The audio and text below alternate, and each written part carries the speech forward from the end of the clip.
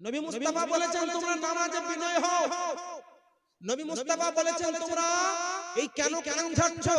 ইসলাম ধর্মে অবশ্য আমি এটা অস্বীকার করছি না, একাধিক সহিহ হাদিস আছে আল্লাহ রাসূলের যুগে সাহাবীরা কান পর্যন্ত হাত তুলেছেন এবং রুকু থেকে ওঠার পরেও হাত তুলেছেন, এটা আছে, আমি অস্বীকার করব না, কারণ আমি হাদিস পড়ি। কিন্তু এটাই যে শেষ আমল ছিল, এটাই যে করতে হবে এমন হাদিস নেই, এটাকে বারণ করেছে এরকম হাদিস আছে। আমি চ্যালেঞ্জ করে গেলাম, এখন বারবার চ্যালেঞ্জ করছি, একটা হাদিস দেখিয়ে দাও যে আল্লাহ নবী বলেছেন তোমরা জীবন ভোর তোমরা বারবার হাত ঝেড়ে নামাজ পড়বে। আমি চ্যালেঞ্জ করে গেলাম কিয়ামতের সকাল পর্যন্ত যদি একটা হাদিস দেখাতে পারো যে আল্লাহ নবী বলেছেন জীবন ভোর তোমরা এইভাবে হাত ঝেড়ে ঝেড়ে নামাজ পড়বে, আমি আমার গাড়ির চাবি দিয়ে দেব। কিন্তু যদি তুমি না দেখাতে পারো, এখানে সুন্নি সহিহুল আকীদা মুসলমান হতে হবে। শুনেন, হাদিসে আছে, কিন্তু হাদিসে এটাও আছে আল্লাহ রাসূল বলেন মালিয়া আরাকুম, কি ব্যাপার, কি হয়েছে, আমি তোমাকে দেখতে পাচ্ছি যে তুমি তোমার হাতগুলোকে এমন ভাবে ঝাড়ছো কাগনাবি খাইলি, যেরকম একটা দুষ্টু ঘোড়া নিজের লেজটাকে নড়ায় ওইভাবে তুমি কেন হাতটা নড়াচ্ছো। আল্লাহর নবী প্রাথমিক কালে যদিও হাত ঝেড়েছেন বা এরকম প্রমাণ থাকেও, কিন্তু এটাও প্রমাণ আছে আল্লাহ নবী বারণ করেছেন হাদিসে কওলি, হাদিসে মারফু, এই দ্বারা প্রমাণিত। সুতরাং এটা সর্বশেষ হাদিস, আমলযোগ্য হাদিস, এটা মাথায় রাখতে হবে। তো এই রকম কিছু মানুষ আছে যারা রাসূলের পাকের হাদিসের উপরে বাক্যলা পড়ে, এইটা হচ্ছে নবীর আওয়াজের উপরে আওয়াজকে উঁচু করা। সুতরাং এই ব্যাখ্যাটা বুঝতে হবে মুসলমান যে আল্লাহর নবীর আওয়াজে চাইতে আওয়াজ উঁচু করা যাবে না, এইটা হচ্ছে মুমিন মুসলমানের গুণ। দুই নম্বর গুণ শুনেন, আল্লাহ পাক বলছেন কি ইন্নাল্লাযীনা ইয়াদুনাকা মিন ওয়ারাইল হুজুরাত, যারা বাড়ির হুজরার বাইরে থেকে রাসূল পাক সাল্লাল্লাহু তাআলা আলাইহি ওয়াসাল্লামের অপেক্ষা করে তারা হচ্ছে কামিয়াব। আর তিন নম্বর গুণ যেটা আল্লাহ রাসূল বলেছেন তোমরা ঝগড়া বিবাদ যেভাবে নিজেরা করো রাসূলের পাকের সামনে করো না, তিন নম্বর গুণ। আর চার নম্বর গুণ হচ্ছে এটাই রাসূলের পাকের দরবারের আদব বজায় রাখা। তো টোটাল কয়টি আমি বললাম গুণ? 15টি টোটাল। এটা মুমিন মুসলমানের গুণ থাকতে হবে। আজকে কোন সুন্নি মুসলমান, সুন্নি আলেমে দ্বীন যখন বক্তব্য দেন যে নবীর সম্পর্কে কটূক্তি করো না, ওটা সহিহ হাদিস দেখাতে হবে না, আর জয়ীফ হাদিসের ফতোয়া তোমার দিলে চলবে না। কোরআন থেকে আমি প্রমাণ করে দিলাম এটা কোনো জয়ীফ, এটা কোনো দুর্বল নয়। সুতরাং রাসূলের পাকের দরবারের আদব আমাদের বজায় রাখতে হবে। এই প্রশ্নগুলোর আমি উত্তর দেব। তো আমার যে বিষয় ছিল আপনার ঈমান কাকে বলে, ঈমানের গুরুত্ব কি এবং কোন দলটি জান্নাতি, এর ব্যাখ্যা এখন করতে করতে সময়ের প্রয়োজন ছিল, তবে আমি একটু ব্যাখ্যা করে দিই, তারপর ইনশাআল্লাহ তাআলা এই প্রশ্নগুলো উত্তর দেব একদম অল্প সময়ের জন্য। আল্লাহ রাসূল সাল্লাল্লাহু আলাইহি ওয়াসাল্লাম বলেন, সহিহ মুসলিম, সুনানে তিরমিজি সহ একাধিক কিতাবের মধ্যে হাদিসটা আছে। আল্লাহ নবী বলেন সাতাফতারিকু উম্মতি আলা 73 মিল্লাহ কুল্লুহুম ফিন্নার ইল্লা মিল্লাতান ওয়াহিদা। সুনানে তিরমিজিতে আছে সাতাফতারিকু উম্মতি আলা 73 ফিরকা কুল্লুহা ফিন্নার ইল্লা ফিরকাতান। আর সহিহ মুসলিম অন্যভাবে আছে বিভিন্ন শব্দ দ্বারা, পুরোটার অর্থ হচ্ছে আল্লাহ নবী বলেন তোমাদের মধ্যে 73 ধরনের ফিরকা হবে। কয় ধরনের? আর প্রত্যেকটা ফিরকা জাহান্নামে যাবে, আর একটি মাত্র ফিরকা জান্নাতে যাবে। 73টা ফিরকা জাহান্নামে, একটি মাত্র ফিরকা জান্নাতে। আমি আপনাদেরকে প্রশ্ন করব, এতক্ষণ যে বক্তব্য দিলাম কারা কারা বুঝতে পারেন? হাত তোলেন তো। এতক্ষণ বক্তব্য দিলাম কারা কারা বুঝতে পারলেন? মানে কারা কারা বুঝতে পারেননি তার কথা বলছেন, কারা কারা বুঝতে পারলেন? হাত তোলেন। বাকিরা বুঝেননি? হাত তোলেন, একবার হাত তোলেন, একবার হাত। আমি অনুরোধ করছি, আই রিকোয়েস্টিং। আচ্ছা, তাহলে প্রশ্ন যিনি করেছেন তাহলে ওই ছাটাইদের মধ্যে আমি তাকে অসম্মান করার জন্য করছি না। উনি করেছেন হুজুর আপনার বক্তব্য যারা বোঝা তো ভালোই লাগলো, যারা বুঝবে তারা বুঝবে, কিন্তু হুজুর নামাজের গুরুত্ব সম্পর্কে ইত্যাদি বলুন। আগে আকীদা মজবুত করুন, পরে আপনি নামাজ পড়বেন। নামাজ ফরজ হলে নামাজ পড়তে হবে, কিন্তু আকীদা মজবুত না হলে আপনার নামাজ আল্লাহ পাক আপনার মুখে ছুড়ে দেবে। নামাজের ফজিলত, নামাজের গুরুত্ব আপনি মসজিদে ইমাম সাহেবকে জিজ্ঞেস করে নেবেন। বুঝতে পারছেন না? আমি আপনার অত দূর থেকে কলকাতা থেকে নিয়ে এসেছেন, আপনাকে ঈমান কাকে বলে, ঈমানের গুরুত্ব, আকীদাগুলো বুঝবেন না? হ্যাঁ, 1000টা কিতাবের ভরা লাইব্রেরির সারাংশ আপনাকে 2 ঘন্টায় বলে যাচ্ছি। আমি অল্প বলে গেলাম, এরকম যদি 2000 বলি আলহামদুলিল্লাহ, ইনশাআল্লাহ এটা ভুল হবে না। এতগুলো কিতাবের সারাংশ 2 ঘন্টায় বলে দিচ্ছি, এখনো বলা অনেক শুনে আছে। আমি আপনাকে সংক্ষেপে বলছিলাম আল্লাহ নবী বলেন 73টি দল হবে, একটা দল জান্নাতে, বাকিরা জাহান্নামে। আজকে যুগে কিছু মানুষ বলে না হুজুর আলেমরা বিভাজন করছে, আলেমরা ফিরকাবাজি করছে, ফিরকা ইসলামে নেই, ফিরকা তো আলেমরা করছে। বলবো না, আল্লাহ নবী বলেছেন ফিরকা হবে। আর আল্লাহ রাসূলের কথা কোনদিন মিথ্যা হতে পারে না। এবার কোন ফেরকাটা জান্নাতে যাবে? আল্লাহ নবী সাহাবীরা বলছেন ইয়া রাসূলুল্লাহ মান হিয়া, ওই ফেরকা কোনটা? قال ما انا عليه واصحابي, একটা ফেরকা জান্নাতে যাবে যেখানে আমি নবী এবং আমার সাহাবীরা থাকবো। সুনান তিরমিজি উঠিয়ে দেখুন, যারা গুগল মুভি তাদেরকে বলবো সার্চ করুন, আল্লাহ নবী বলেছেন আলাইকুম বিসুন্নতি ওয়াল জামাআহ। কোন হাদিস বললাম? সুনান তিরমিজি কি আছে? আলাইকুম বিসুন্নতি ওয়াল জামাআহ। এই যে আহলে সুন্নাত ওয়া জামাআহ, এইটাকে জান্নাতি দল বলি না আমরা? ওইটা জান্নাতি, আমরা আহলে হাদিস জান্নাতি, আমরা দেওবন্দি জান্নাতি, আমি ওয়াহাবি জান্নাতি। তো দলিল দেখাও তো, কোথায় লেখা আছে আহলে হাদিস জান্নাতি? দলিল দেখাও তো কোথায় লেখা আছে ওয়াহাবি জান্নাতি? দলিল দেখাও তো কোথায় লেখা আছে দেওবন্দি জান্নাতি? আর আমি দলিল দিয়ে যাচ্ছি, সার্চ করো আলাইকুম বিসুন্নতি ওয়াল জামাআহ, আলাইকুম বিসিফাতিল আযম, লা তাজতামিউ উম্মতি আলা দালালাহ। এই প্রত্যেকটার ব্যাখ্যা হচ্ছে আল্লাহ নবী বলেছেন আলাইকুম বিল সুন্নতি ওয়াল জামাআহ। বিসুন্নাহ মানে নবীর সুন্নাত, আল জামাআহ মানে জামাআতে সাহাবা। তো আহলে সুন্নাত ওয়া জামাআত যে নামটা আমরা বলি, এটা আমাদের বানানো নাম নয়, সুন্নতে মুস্তাফা, জুবানে মুস্তাফা দ্বারা অনুমোদনকৃত নাম। নারে তাকবীর, নারে রিসালাত, মাসলাকে আলা হযরত উলামায়ে আহলে সুন্নাত মুফতি আবু মাওলানা মোহাম্মদ আবু বকর মিসবাহি সাহেব। নারে তাকবীর, নারে রিসালাত। আহলে সুন্নাত ওয়াল জামাত নবী মুস্তাফার দেওয়া নাম, আহলে হাদিস ইংরেজদের দেওয়া নাম। এটা কেউ অস্বীকার করতে পারবে না। আমার কাছে দলিল আছে, দলিল আছে আমার কাছে, মোটামুটি 5খানা বই আছে তাদের লেখা। ওয়াহিদুজ্জামান ভোপালী উঠিয়ে দেখুন, সিদ্দিক হাসান খানের কিতাব উঠিয়ে দেখুন, তারা উল্লেখ করেছে এই নামটা বুঝলেন ভারতবর্ষের বুকে আহলুল হাদিস বা সালাফিয়া কোন যে নাম নিচ্ছে না, বুঝলেন? এই আহলে হাদিস নাম কোন নবীর সাহাবীর দেওয়া নয়, এটা ইংরেজদের দেওয়া একটা নাম। তো ইংরেজদের দেওয়া নামের অন্তর্ভুক্ত হবে না নবী মুস্তাফার দেওয়া নামের অন্তর্ভুক্ত হবে? আল্লাহ নবী বলতেন সহিহ হাদিস বললাম, ওরা যে সহি করে না, একটা আমি জয়ীফ হাদিস পেশ করিনি। আল্লাহ রাসূল বলেছেন আলাইকুম বিসুন্নতি ওয়াল জামাআহ, তোমাদের জন্য কর্তব্য হবে তোমরা সুন্নাত এবং জামাতকে আঁকড়ে ধরো। রাসূল পাকের সুন্নাত এবং সাহাবায়ে কেরামের জামাতকে আঁকড়ে ধরো। আর ওই যে হাদিস সুনানে তিরমিজির মধ্যে আল্লাহ রাসূল বলেন ইল্লা মিল্লাতান ওয়াহিদা, একটি জামাত একটি ফেরকা জান্নাতে যাবে। সাহাবীদের প্রশ্নের জবাবে আল্লাহ নবী বলেন মা আনা আলাইহি ওয়া সাহাবী, যেখানে আমি নবী এবং আমার সাহাবীরা থাকবে ওই জামাতটা একমাত্র জান্নাতে যাবে। মনে রাখেন, একটা হাদিসের ব্যাখ্যা ইমাম ইবনে হাজার আসকালানী, ইমাম বদরুদ্দিন আইন, ইমাম মুল্লা আলী কারি হানাফি রাহমাতুল্লাহ আলাইহি, ইমাম মুহাম্মদ ইবনে আহমদ কাসতালানী রাহমাতুল্লাহি তাআলা আলাইহি আল মাওয়াহিবুল লাদুনিয়া সহ ইমাম সরকারি সহ একাধিক মুহাদ্দিসিনে কিরাম, এবং আপনি কিতাব উঠিয়ে দেখুন একাধিক কিতাবের মধ্যে উল্লেখিত আছে এখানে আপনার আলাইকুম বিসুন্নতি ওয়াল জামাআহ এবং মা আনা আলাইহি আসহাবি বলতে হুম আহলুস সুন্নতি ওয়াল জামাআহ। মানে এখানে জান্নাতি দল বলতে কোনটা? আহলে সুন্নাত ওয়াল জামাত, এই দলটা হচ্ছে জান্নাতি দল। আমরা মুখ খুলিয়ে বলতে পারি আমরা জান্নাতি মুসলমান। বলবেন হুজুর কে জান্নাতে যাবে কে জাহান্নামে যাবে কে বলতে পারে? আমি বলবো আল্লাহর নবী বলতে পারে, আর আল্লাহর নবী বলেছেন যারা আহলে সুন্নাত ওয়াল জামাত হবে তারা জান্নাতি। মনে রাখবেন এটা আল্লাহর রাসূলের দেওয়া নাম আহলে সুন্নাত ওয়াল জামাত। আজকের যুগের কিছু আহলে হাদিস ভাই বলে না আমরা হচ্ছি জান্নাতি। আমি বলবো শোনো, মনে রাখো আহলুল হাদিস এই নামটা রাখা হচ্ছে বিদআত। কেন জানেন? কেন জানেন? আহলুল হাদিস মানে হাদিস ওয়ালা। আহলুল হাদিস মানে হাদিস ওয়ালা হওয়া সম্ভব?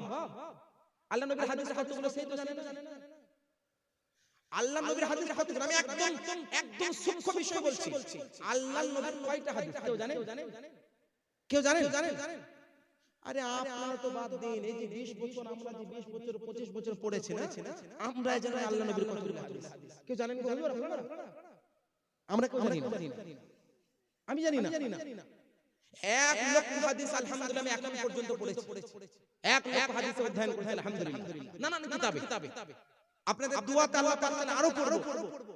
আল্লাহ নবীর কয়টি হাদিস কেউ জানে না, তবে মুহাদ্দিসিনগণ বর্ণনা করেছে, মুহাদ্দিসে কেরামগণ লিখেছেন। তার মধ্যে ইমাম ইবনে হাজার আসকালানি রাহমাতুল্লাহ আলাইহি শুধু সহিহ হাদিস দেখা হয় আল্লাহ নবীর কাছ থেকে 7 লক্ষ সহিহ হাদিস প্রমাণিত। আজকে কিছু মানুষ বলে না ইমামে আজম আবু হানিফা নাকি 17টা হাদিস জানতো, বেটা 17 হাদিস দেখেছিস তুই বিরান পড়তি। অনেকে বলে না যে তোমরা হানাফি মাযহাবের লোক, ইমাম আজম আবু হানিফা নাকি 17টা হাদিস জানতো। ইমাম বুখারী 5 লক্ষ হাদিস থেকে হাদিস লিখেছে।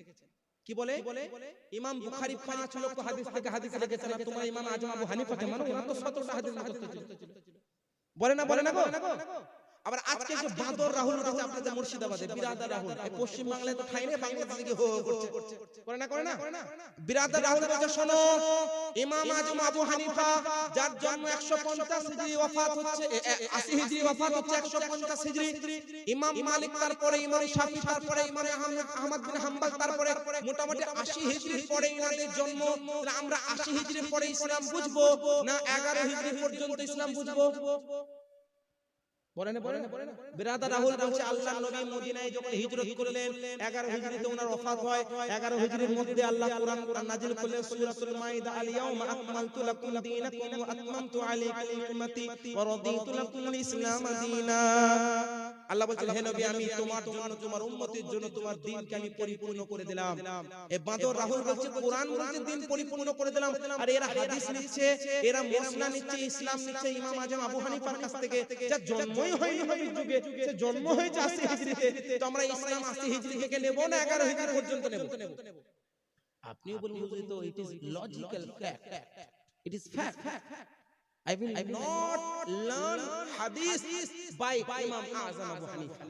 বলবেন না এতটুকু কথা শোনার পরে কিন্তু ব্যাখ্যা দরকার আছে না নেই? আচ্ছা আমি বলবো এ বাদর রাহুল শোনো, এ বিরাদর রাহুল শোনো, আমি তার জামা কাপড় পরিয়ে শব্দ বললাম বাদর, এ অন্য কথা বললেও বলা যায় না। এ বিরাদর রাহুল বলছেন না যে 150 হিজরিতে ওফাত 11 হিজরি পর্যন্ত ইসলাম না হলো, তুমি কোথা থেকে হাদিস পড়েছো? তোমাদের তো দুইটাই নাম বুখারী মুসলিম, বাকি তো জানো না তোমরা যে বুখারীতে মাত্র 3000 এর মতো হাদিস আছে। যদি রিপিট হাদিসগুলো বাদ দেওয়া যায় কতগুলো হাদিস?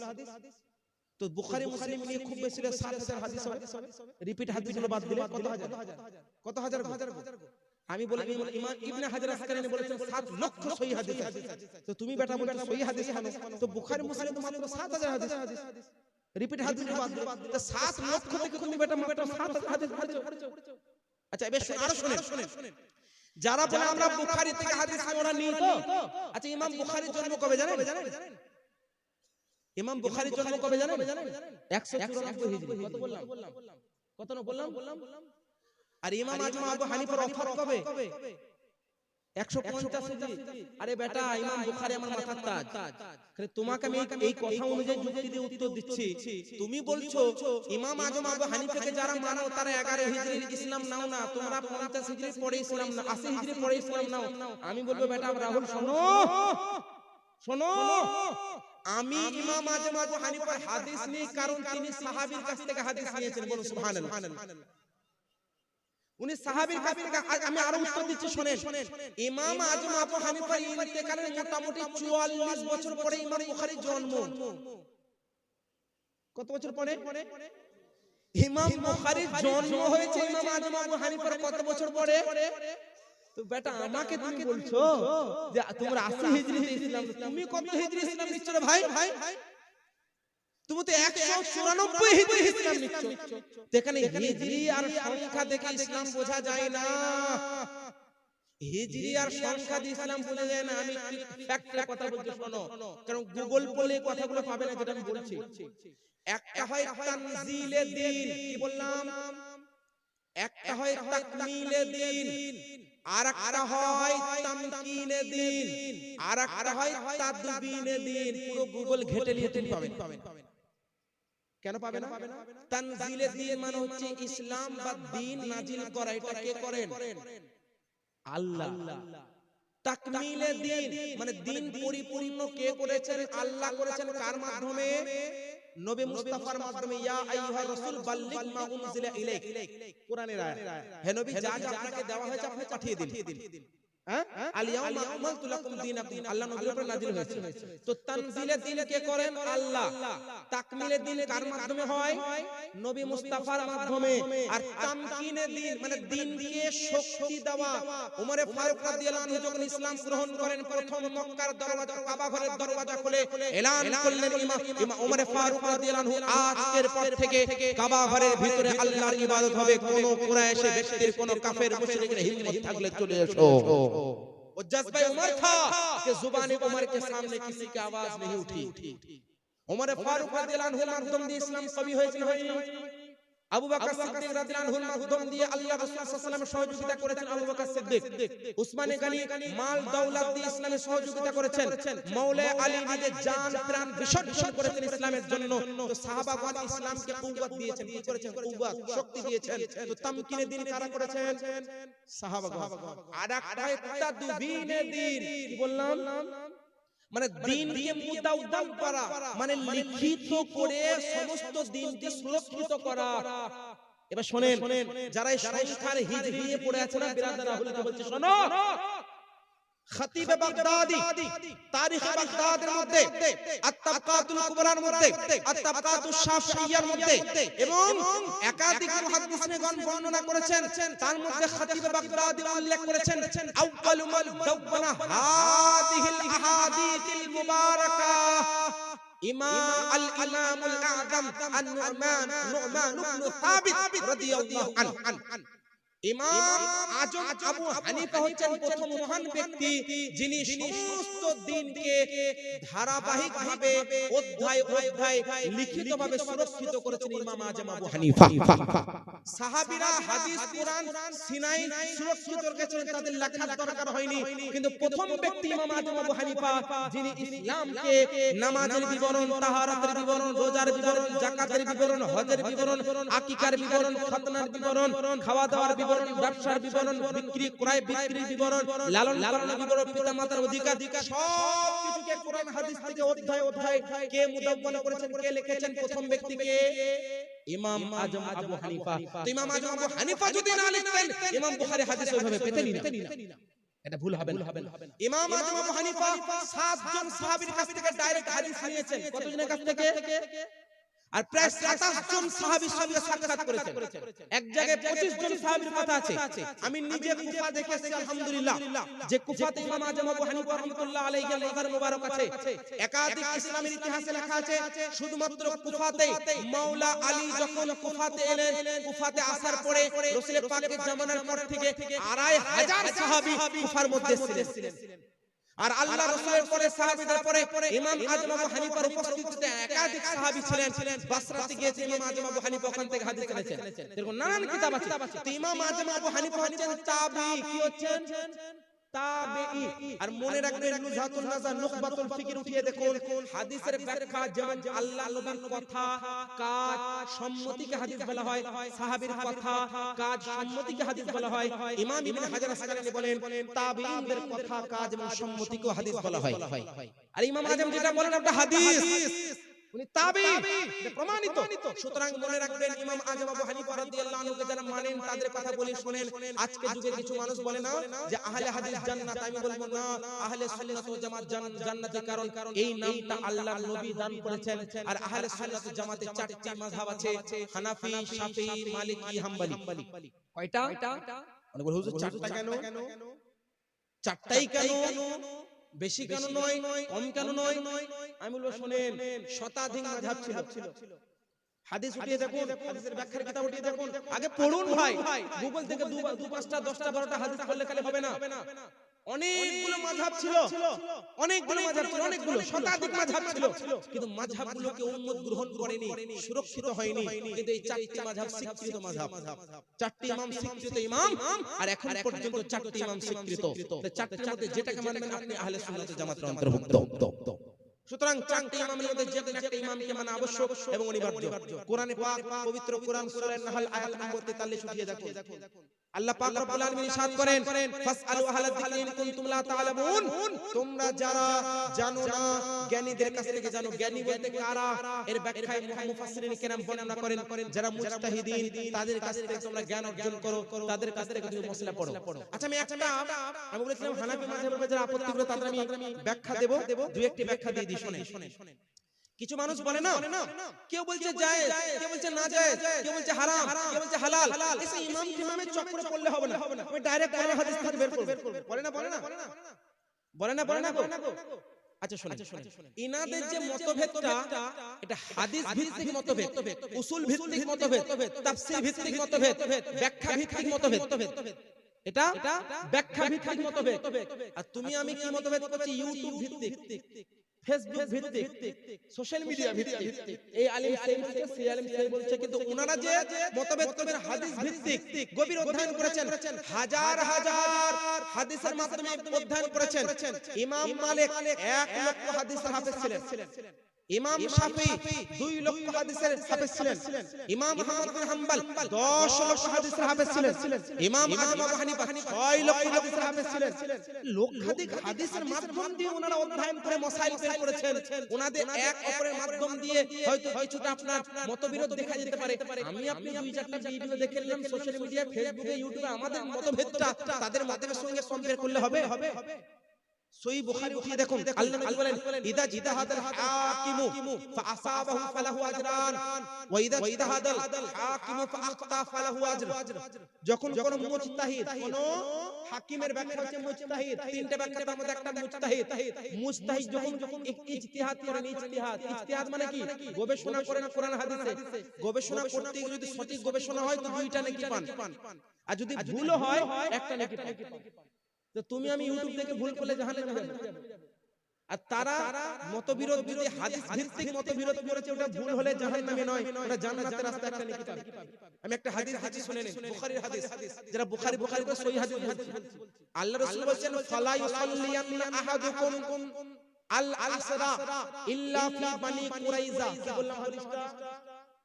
ফালা ইউসাল্লিয়ান্না আহাদুকুম আল আসরা ইল্লা ফি বানি কুরাইজা, বুখারীর হাদিস, সার্চ করে নিন, নাম্বার 100 পেয়ে যাবেন।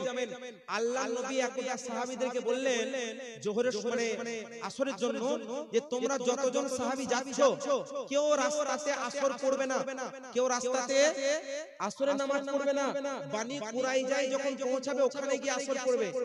তো সাহাবীদের মধ্যে এক সংখ্যক রাস্তাতে আসর পড়ে নিলেন, আর এক সংখ্যক বানি কুরাইজাতে গিয়ে পড়লেন। আল্লাহর নবীর কাছে যখন কথা উঠলো যে ইয়া রাসূলুল্লাহ, কিছুজন রাস্তাতে আসর পড়েছেন আর কিছুজন ওখানে গিয়ে পড়েছেন, তো আল্লাহ নবী জিজ্ঞেস কিছু বললেন থাকলেন। কেন জানেন? কারণ যারা পড়েছেন তারাও সঠিক, যারা পড়েননি ওখানে গিয়ে পড়েছেন তারাও সঠিক। এখানে ইজতিহাদ না পেলেন না। মনে রাখবেন, আমরা যে ইমামকে মানি, মুজতাহিদের মূল ভিত্তি ইজতিহাদ। তো সাহাবীরা ইজতিহাদ করেছেন না করেননি? আর কে বলেছে ডাইরেক্ট কোরআন হাদিস থেকে মানার জন্য? কোরআন বলেছেন, হাদিস বলেছেন, কোরআনই তো বলছে ওয়া রাসিখুনা ফিল ইলম ওয়া মা তা'বিলহু ইল্লাল্লাহ। কোরআনের আয়াতের ব্যাখ্যা আল্লাহ ছাড়া কেউ জানে না, এবং ওয়া রাসিখুনা ফিল ইলম, আল্লাহর দাওয়াতে যারা ইলম রাখেন, কে? মুজতাহিদগণ, তারা কোরআনের হিকমতগুলো বোঝেন। তো কোরআন তো বলছে না যে ডাইরেক্ট কোরআন থেকে তুমি শেখো, কোরআন বলছে যারা জ্ঞানী তাদের কাছ থেকে শেখো, আল্লাহ বলছেন। তো আমরা ইমাম আযম আবু হানিফা রাদিয়াল্লাহু তাআলার কাছ থেকে আমরা শিখছি। আচ্ছা বলুন তো, আজকে আমরা হানাফি মাযহাব মানছি না, আমাদেরকে বলছে মুশরিক, তোমরা শিরক করছো। আপনাদের মধ্যে কেউ ডাক্তারের কাছে গেলে শিরক বলে? আমরা ডাক্তারের কাছে কেন যাই? কারণ ডাক্তার আমাদেরকে সঠিকটা সাজেস্ট করবে, সে কিতাবাদি পড়েছে বলে। তো সেটা যদি শিরক না হয়, কারণ ওটা ডাক্তার আমাদেরকে সাজেস্ট করে। তো আমরা কোরআনের হাদিসের যেগুলো ইঙ্গিত বুঝতে পারছি না, হানাফি মাযহাব, শাফিঈ মাযহাব, মালিকি মাযহাব, হাম্বলি মাযহাব কোন একজনের কাছ থেকে যখন শিখবো, এটা কিভাবে শিরক হবে? এটা কোরআন আমাদেরকে বলছে। তো যাই হোক, আশা করি বুঝতে পেরেছেন একমাত্র জান্নাতের দল কোনটা? আহলে সুন্নাত ওয়াল জামাত। মাযহাব মানা জায়েজ না জায়েজ? আশা করি উত্তর পেয়েছেন। এই বিষয়ে আরো 2-2.5 ঘন্টা দরকার ছিল। যাই হোক, সময় অনেক হয়ে গেছে, আমি আপনাদের প্রশ্ন নিচ্ছি। প্রশ্ন থাকলে বলবেন, তারপর সমাপ্ত করে অনেক লম্বা সফর আমাকে করতে হবে। কয়েকটা প্রশ্ন এসে আমি নিয়ে নিচ্ছি। ওয়া আলাইকুম আসসালাম ওয়া রাহমাতুল্লাহি ওয়া বারাকাতুহু। একটা প্রশ্ন এসেছে, আহলে সুন্নাত ওয়াল জামাত আহলে সুন্নাত ওয়াল জামাতের জলসা। এই জায়গায় ওয়াহাবি দেওবন্দীদের টাকা নেওয়া যাবে কি? ওয়াহাবি দেওবন্দীদের কাছ থেকে টাকা চাওয়া এটা মাকরুহ হবে। কেউ যদি স্বেচ্ছায় দান করে তো সে স্বেচ্ছায় দান করতে পারে, ওই টাকাটা যদি লাগানো যায় লাগানো যাবে, স্বেচ্ছায় যদি তাদের কাছ থেকে চাওয়া যাবে না, চাওয়াটা মাকরুহ হবে। সুন্নি জামাত কবরস্থান, কিন্তু এই কবরস্থানে যদি কেউ মারা যায়, কবরস্থানে মারা যায় নাকি ভাই? তাহলে ওয়াহাবি এবং দেওবন্দীরা কি মাটি দিতে পারবে? আর ওয়াহাবি বা দেওবন্দীদের মাটি দেওয়া যাবে কি? ভারী সমস্যা। মারা কবরস্থানে যায় না, দাফন কবরস্থানে হয়। যাই হোক, তো দাফন যখন সুন্নিদের কবরস্থানে হবে, আমার কথা হচ্ছে এটা, একজন ওয়াহাবি দেওবন্দীকে আপনি কি মেরে ধরে বার করতে পারবেন? পারবেন না। মনে রাখবেন, আমি আপনি যারা সুন্নি মুসলমান, আমার আপনার আত্মীয়কে ইন্তেকাল করলে আমরা কি চাইবো? একজন কাফের, একজন গুমরা ব্যক্তি আমার বাবার কবরে মাটি দিবে, এটা আমি আপনি পছন্দ করব? আশা করি উত্তর পেয়ে গেছে। বাকি যারা দিবে তারা দেবে। সুন্নি ও দেওবন্দি একসাথে বা একই জামাতে নামাজ পড়া যাবে কি?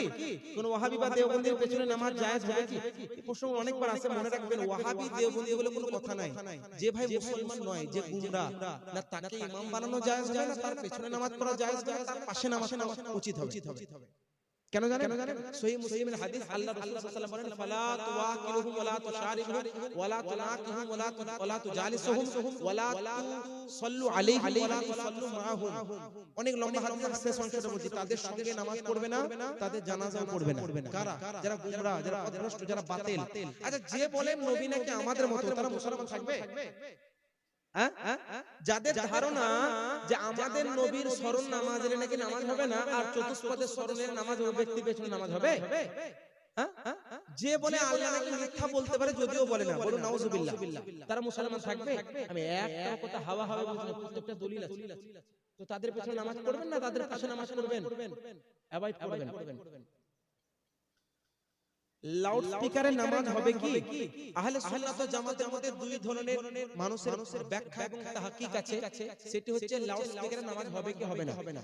দুই ধরনের মত একই। আমি একদম স্পষ্টভাবে বলে দিই আপনাদেরকে, লাউড স্পিকার এইটা ইমামের আসল আওয়াজ না মেশিনের আওয়াজ, এইটা কে উত্তর দেবে? একজন মেকানিজম যারা জানে তারা দেবে না আলেম দেবে? মানে লাউড স্পিকার এই কথা বলছি, এটা মেশিনের আওয়াজ না আমার আসল আওয়াজ? তো আমাদের আহলে সুন্নাত ওয়াল জামাতের মতভেদ, একজন বলছেন এটা ইমামের আসল আওয়াজ, একজন বলছেন এটা মেশিনের আওয়াজ। মসলাতে মতভেদ নেই, এইটাতে মতভেদ, এটা আসল কি নকল। যারা বলছেন আসল আওয়াজ, তারা বলছেন লাউড স্পিকারে নামাজ জায়েজ। যারা বলছেন আসল আওয়াজ নয়, তারা বলছেন লাউড স্পিকারে নামাজ হবে না, একজন মুকাব্বির থাকবে। তো এনারা দুইজনের সঠিক, কেউ ভুল নয়। কালকে মারামারি করেন না, আহলে সুন্নাত ওয়াল জামাতের দুইটি মত। লাউড স্পিকারটা আসল আওয়াজ বের করে, এই যে আমি একটা হ্যালো বলছি, তো আমার আওয়াজটা মাইক হুবাহু আমার আওয়াজটা বলছে না মেশিন আলাদা তৈরি করে নকল করছে? তো এটা কে বলবে? এই এর যে বিজ্ঞান রাখে, এর যে জ্ঞান রাখে, সে বলবে না আলেম বলবে? তো এইটা আসল কি নকল, মুহাক্কিকিনগণ মতভেদ করেছেন। কিছু বলেন না এটা আসল আওয়াজ, তারা বলছেন যে চলবে, যারা বলেন নকল আওয়াজ চলবে না। দুটোর মধ্যে যেটা আপনি মানবেন সেটাই সঠিক, কোনটাই ভুল না। কালকে মারামারি কোন না, দুইটা কিভাবে সঠিক হতে পারে? হ্যাঁ, দুইটাও সঠিক হতে পারে, কোরআনে আছে। তার ব্যাখ্যা ইনশাআল্লাহ পরবর্তীতে দেওয়া হবে, সময়। কোন হিন্দু টাকা মসজিদে নেওয়া যাবে কি না, তাদের কাছ থেকে চাওয়া মাকরুহ হবে। কেউ যদি শর্ত ছাড়াই স্বেচ্ছায় দান করে, এই নয় যে আজকে সে টাকা দিচ্ছে মসজিদের জন্য, কালকে আপনাকে মন্দিরের জন্য দিতে হবে, তাহলে কিন্তু নেওয়া জায়েজ হবে না। হুজুর ফাকিহ মিল্লাত আল্লামা জালালউদ্দিন আহমদ আমজাদি রাহমাতুল্লাহি আলাইহি উনি উল্লেখ করেছেন, বর্ণনা করেছেন আমাদের আকাবিরদের মধ্যে, উনি বলেছেন না, তাদের কাছ থেকে চাওয়া মাকরুহ হবে। কেউ যদি শর্ত বাহিরে স্বেচ্ছায় দান করে, সেটা নেওয়া জায়েজ। কোন মুসলমান যদি সঠিক হাদিস শুনে যদি বলে যে তোমার হাদিস পুঁতে ফেলো, তার জন্য হুকুম হচ্ছে, কোন মুসলমান যদি সঠিক হাদিস শুনে যদি বলে যে তোমার হাদিস পুঁতে ফেলো, তার জন্য হুকুম কি? এই বাক্যটা যদি ওই ব্যক্তির দুশমনিতে বলেনি, বরং হাদিসটাকে অস্বীকার করে, হাদিসটাকে অপছন্দ করে এই বাক্যটা উল্লেখ করেছে, ওই ব্যক্তি মুসলমান থাকবে না। তার নতুন করে ঈমান, নতুন করে বিবাহ, মুরিদ হলে নতুন করে বায়াত করতে হবে। কারণ এখানে হাদিসকে অস্বীকার করা হলো, হাদিসকে অস্বীকার করা হলো। অনেকে হাদিসকে পুঁতে ফেলো মানে কি হাদিসকে অস্বীকার করে বলছে। আর যদি অন্য দুশ্মনীতে বলি তো তার হুকুম ভিন্ন। আমি এই প্রশ্নগুলো নিয়ে বিদায় নেব। বাবা মেয়েদের ভাই বোনদের হক যদি আদায় না করে কোন মুসলিম তার বাড়িতে খেতে পারবে? তা হাদিস দ্বারা ব্যাখ্যা করুন। কি হক এটা উল্লেখ না করলে আমি ব্যাখ্যা বলতে পারবো না। সাধারণত যেটা বুঝতে পারছি হক মানে জমি জায়গা হইতে হবে কি গো? হ্যাঁ, আর অনেক হক আছে। আমি সংক্ষেপে উত্তর দিচ্ছি। আচ্ছা, আমি শর্টকাটে উত্তর দিচ্ছি, শুনেন ভাই। জমি জায়গা এত মানে ভুল ধারণা মানুষের আছে। আমার যদি এখন 10 টাকা থাকে ওটা আমার তো নাকি? আমি যদি আমার দুটো বেটার মধ্যে একটা বেটাকে দান করি আমার হক আছে না নাই? হ্যাঁ, একটা বেটাকে আমি 10 টাকা দিয়ে দিই না, তুই না ইনসাফি করলি, আরেকটা বেটা কেন দিলেন? ওটা তো আমার টাকা না, আমি একটা বেটাকেও দিতে পারি। তুমি উত্তম কে দুইজনকে দাও, কিন্তু ফরজ নয় যে দুইজনকে একজনকে দেওয়া যাবে না, কিন্তু উত্তম কি দুইজনকে দেওয়া। আমি যখন মারা যাব ওই টাকাটা শরীয়ত মোতাবেক মিরাস, ওইটার বন্টন সঠিকভাবে করতে হবে। বুঝতে পারছেন না? আর দুই বেটা আছে, এক বেটা জীবদ্দশা বাপকে দেখবে না, বাড়ি থেকে বের করে দিল, ছোট বেটার কাছে থাকছে।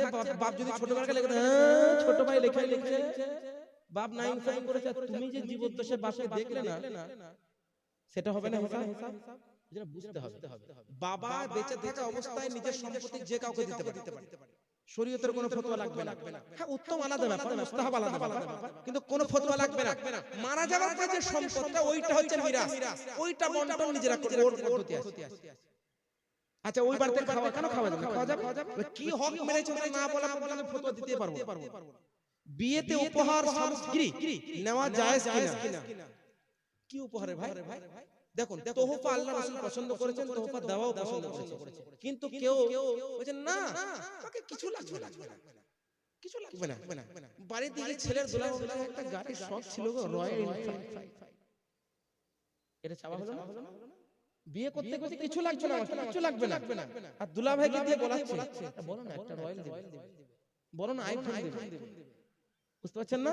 কথা হচ্ছে দেখুন, একটা যদি একদম নিঃস্বার্থভাবে যে বিবাহ করেছে তার মনে একটুকু আকাঙ্ক্ষা আসে না, আল মারুফু কাল মাশরুত, এটা হচ্ছে আল আশবাহু ওয়ান নাযাইর একটি সুবিখ্যাত সূত্র ইসলামের, যে কোন একটা জিনিস প্রকাশিত প্রচারিত ওটা শর্তযুক্ত হয়ে যায়।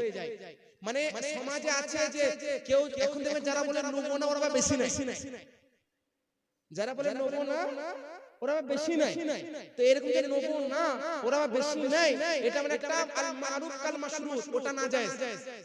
হ্যাঁ, যদি এরকম যদি আসলে কেউ হয় তার মনে কোনো আকাঙ্ক্ষা নেই, কোনো ইচ্ছা নেই, কোন একজন আলেম বিবাহ করলো, সে আলেমকে দেখা করলো, কেউ হয়তো তার শ্বশুর কিছু দান করলো বা এমনি গায়ের আলেমকে দান করলো, তো এমনি যদি উপহার দেয় নেওয়াও যায়, দেওয়াও যায়। বুঝতে পেরেছেন? কিন্তু কোন অন্তরে আকাঙ্ক্ষা রেখে নেওয়া দেওয়া উভয়টাই হারাম। আশা করি বুঝতে আর রাশি কাল মুতাশিক লাহুমা ফিন্না।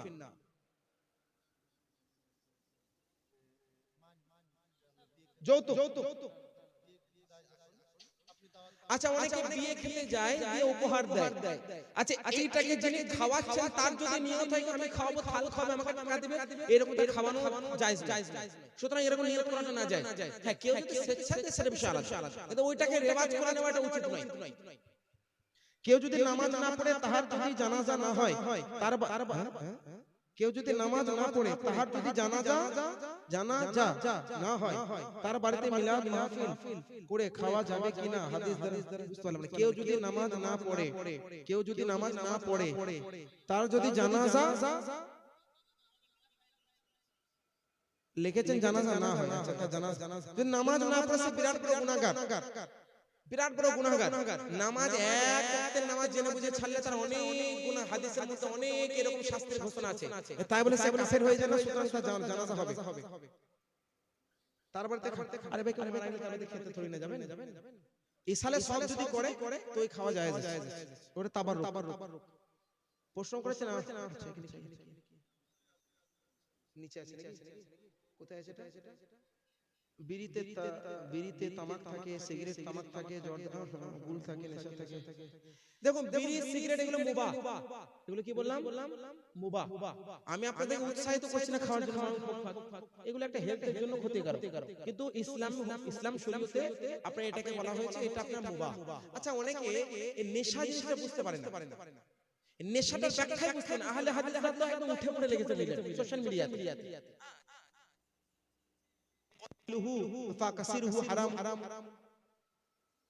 যেটা বেশিটা হারাম সেটা কম হারাম, তো যেটা নেশা হবে সেটা যেন বেশিটা হারাম কমটাও হারাম, এরকম নানান ভাবে হাদিস এখানে আসলে ওরা মুশকিলটা বোঝে না। মুশকিলটা কি, মুশকিল শব্দটা কি এই ব্যাখ্যা করার ভাই আমার কাছে এখন টাইম নাই। বলে দিই বিড়ি সিগারেট তামাক এই সমস্ত জিনিস জর্দা টর্দা এগুলো খাওয়া না জায়েজ, হারাম বা গুনাহ নয়, এগুলো মুবাহ। তবে আমি নিজে আজ পর্যন্ত এগুলো কোনোদিন খাইনি, আমি আপনাকে সাজেস্ট করব খেয়েন না, এগুলো হেলথের জন্য ক্ষতিকারক, কিন্তু শরীয়তে এগুলো কোনো মানা নেই, খাওয়া জায়েজ।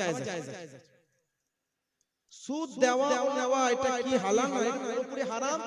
সুদ যে ন্যায় দেয় শুধু এইটুকু নয়, হাদিসে এরকম আছে জানেন, লান রাসূলুল্লাহ সাল্লাল্লাহু আলাইহি ওয়াসাল্লাম, কি বললাম লান রাসূলুল্লাহ সাল্লাল্লাহু আলাইহি ওয়াসাল্লাম, আল্লাহর নবী লানত করেছেন কার উপরে জানেন, যে সুদ নেয়, যে সুদ দেয়, যে সুদ দেখে, যে সুদ লেখে, যে সুদের সাক্ষী দেয়, প্রত্যেকের উপরে আল্লাহর রাসূল লানত করেছেন। আর কোরআনে আছে আল্লাহ পাক বলেন আহাল্লাল্লাহুল বাইআ ওয়া হারামা রিবা, আল্লাহ ক্রয় বিক্রয় হালাল করেছেন, সুদকে হারাম করেছেন। আশা করি বুঝতে পেরেছেন। প্রশ্ন অনেক, আমি যেহেতু সময় অনেক হয়ে গেছে, বক্তা সাহেব চলে এসেছেন, আমি কথা আগে বাড়াবো না। আপনাদের ইসলামপুর এলাকায় প্রায় আসি, আপনাদের এলাকায় যদি আসি ইনশাআল্লাহ রহমান ঈমান আকীদা সম্পর্কিত অসম্পূর্ণ কথাগুলো আগামী দিনে সম্পূর্ণ করার চেষ্টা করব। আখিরু দাওয়ানা আনিল হামদুলিল্লাহি রাব্বিল আলামিন। আসসালামু আলাইকুম ওয়া রাহমাতুল্লাহি ওয়া বারাকাতুহু।